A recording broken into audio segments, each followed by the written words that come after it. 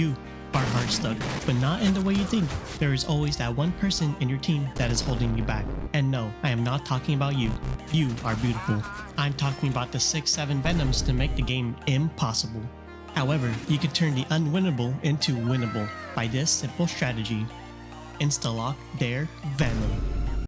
Pick your hero. I'm not judging. Blah blah blah blah blah blah.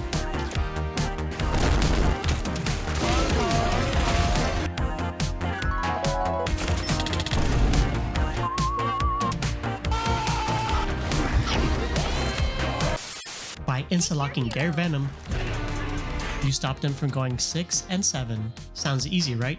Exactly. With just 2 mouse clicks, you will instantly have an easier time ranking up. However, to ensure the rank up, we must not fall victim to the 6 and 7 curse.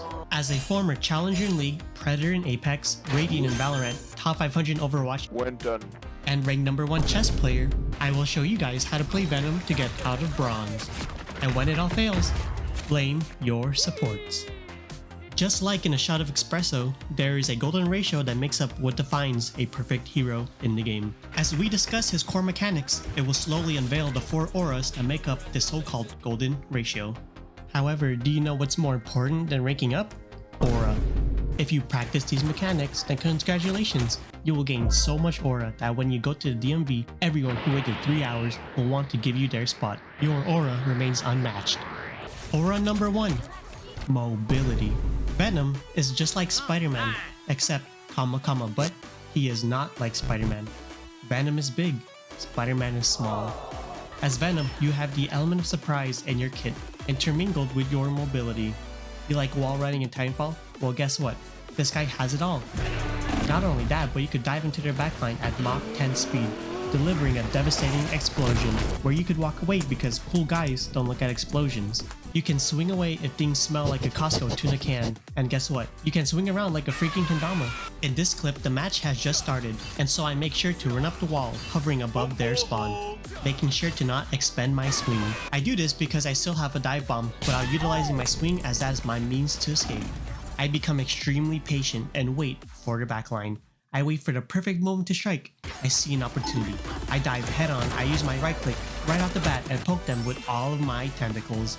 After an extensive amount of poking, I let my explosion of my right click finish them off. And then, I use my swing to make a smooth getaway. And just like that, I was never there to begin with. And that brings me to characteristic number 2, survivability. He has a shield that gets bigger the lower your health is, something that Spider-Man cannot do. Oh, and did I say his shield pops instantly? What? This ability alone earns a spot at the top 10 must-haves from Costco. Oh, so you have 5 people burning your shield down? Well, guess what? You can use your ultimate, hit all 5 of them, getting another shield that is bigger than the amount of times that you've seen grass. What is that? And you know what they always say? The bigger your shield, the bigger your heart. Did they almost kill you again? Well, guess what? As stated before, use your swinging ability to get away, because as a player, it is highly important to know that greed is a sin, and Venom stops you from getting too greedy. Therefore, Venom doesn't sin. Here you can see the outplay potential that you have with Venom's mobility and survivability. I climb up this ledge, reacting fast to their Doctor Strange portal. I try to take advantage of Scarlet Witch, as it looks like her team is leaving her behind. I dive in, and she already used one instance of her escape ability. I try to bat out another, in which she panics and uses it again. And now at this moment, I knew this kill was more free than waiting in front of a Costco samples, while you are staring at the chef, asserting your dominance as you are the first one to get their hot sample. All of a sudden, I hear her ultimate. Thinking of the most heroic outplay, I swing away from the detonation zone. Scarlet Witch, you cannot copy me. As stated before, I am big, and you are small. We are not the same. After her ultimate pops, this was a signal to re-engage. I unlock my dive bomb, I dive in. She flies high up into the sky, hoping to kite me. But guess what? I am Venom. I am not like Spider-Man. This character has 4 different auras that make up the golden ratio. I have 10 feet long tentacles, and I will keep poking at you from afar. Thank you for that. Wow, that was a lot of protein. Thank you for the protein, sir. Speaking of damage, that leads into characteristic number 3. Not damage, we are talking about damage. Venom has the ability to quite literally one-shot squishies. What? Use your right click, and when it's about to pop, use your ultimate right before it does so, and if you time it right, the damage will be instantaneous, stopping them from even healing the slightest. If you want to be more consistent, use your right click, basic attack twice, and then immediately hit them with your ultimate. This is a perfect combo to use to destroy that Cloak and Dagger on the enemy team. Note that this only works on 250 health enemies like Cloak. If you want to destroy that godforsaken Luna Snow, then you must be damage amped or you hit them at least once, but that also means they can also heal themselves, nullifying the one-shot. Speaking of destroying Luna Snow, if you haven't watched this video, here I spawn cap Luna Snow with DPS low-key. It's important that you make your ultimate pop right before your right click explodes, because of how your ultimate takes away their current health, and not their max health. This should be your opening move. Remember that you cannot one-shot the other way around. Successfully doing so will get you maximum aura points. Oh, and you have a Luna Snow and Rocket on your team? Well, today is your lucky day. Forget everything I said, yell at the Rocket to drop his ultimate and tell Luna Snow to swap into damage amp to deliver a devastating one-shot ultimate. There is absolutely zero counterplay to this. You are a walking nuke. Exhibit numero uno.